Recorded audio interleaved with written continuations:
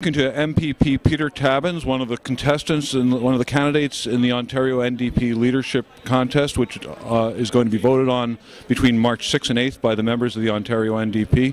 Welcome to Ottawa, Peter. Thanks very much, Ish. Pleasure to be here. What do you think you have to offer that the other candidates, and everybody agrees on an awful lot of policy issues, what do you think you have to offer that the other candidates don't? Well, I think what I have to offer is a clear vision of where Ontario and the party can go and need to go. Right now, we in Ontario are facing an environmental crisis and an economic crisis. I'm the one, I think, who has the most complete sense of what we actually can do. I think mobilizing around that vision of building a new energy economy gives people an opportunity to look at how we can use government to reshape our society, gives us a tool to fight against globalization. And I think the other candidates, and I have respect for them, don't have a complete vision. Generally speaking, they talk about an improvement here or change there, but they aren't talking about how we can reshape our society. I am. In the recent federal election, Stéphane Dion led the Liberals on an environmental platform, and it was a challenging and courageous kind of thing for him to do, and it was risky, and the general opinion is that he didn't do very well because of his focus on the carbon tax. And there's a sense that a lot of people have that a focus on environment is not a winning issue, that in the clinches people will worry about economic and other issues. What do you say to that? Well, two things. First of all, Stéphane Dion's proposal of a carbon tax was a mistake on his part. I don't think it's a policy that makes sense. It's certainly not politically salable in Canada and isn't the road to a green economy. So that's the first thing. He was selling something that I don't agree with and that people of this country don't agree with.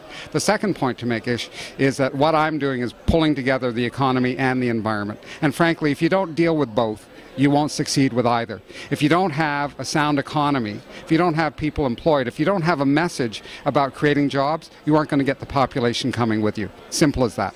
The second part, though, is if you don't deal with the environmental issues, ultimately, in fact, probably sooner rather than later, you're going to have significant economic problems and job problems. I think when you bring them together, as is being done by the steel workers and the Sierra Club of America down in the States, where they're actually fighting right across that country to create green jobs, you have the potential for a new coalition that has power and that has political traction.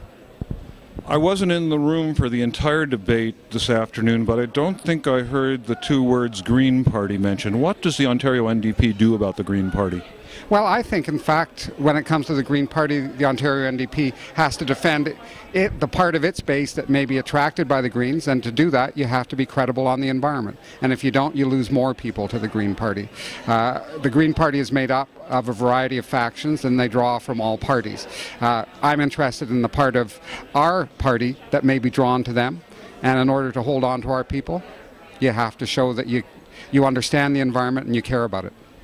How do you think the Ontario NDP can encourage environmentalists to become more politically active? Because in my experience, many environmentalists shy away from the partisan political process. How do you get environmentalists into the NDP?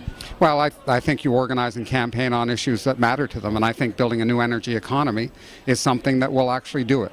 And again, I look at the Blue-Green Alliance, the steelworkers and the Sierra Club in the States, and I see that they're actually politically active. They don't shy away. And the Obama campaign, for instance, adopted the new energy economy as a perspective. When people went and talked to his campaign about, so how exactly do you do this, they referred those folks directly to the steelworkers. When you bring together environmentalists and people in labor on common purpose, then you bring together something that's powerful. And those environmentalists that really care about making a difference and winning and actually taking on climate change, I think we can bring in. You mentioned Obama. Obama was successful in changing the whole culture of the Democratic Party in the United States, at least in my view.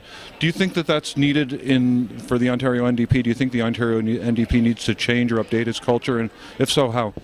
It is going to have to update its culture. It's going to have to speak to people in this century. It's going to have to use language that people respond to.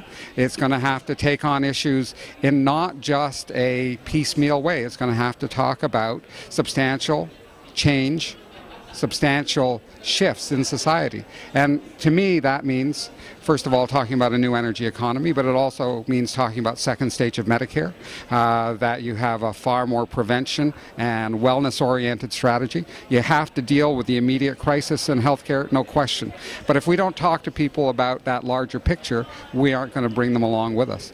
If we talk about the auto sector, as I was talking today, if you don't talk about the need to make the green transformation at the same time as you try and preserve people's jobs, then we aren't going to be able to bring the population with us.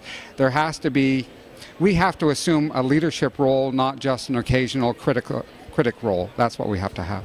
Thank you very much, Peter Tabuns, and good luck to you. Thanks very much, Ish.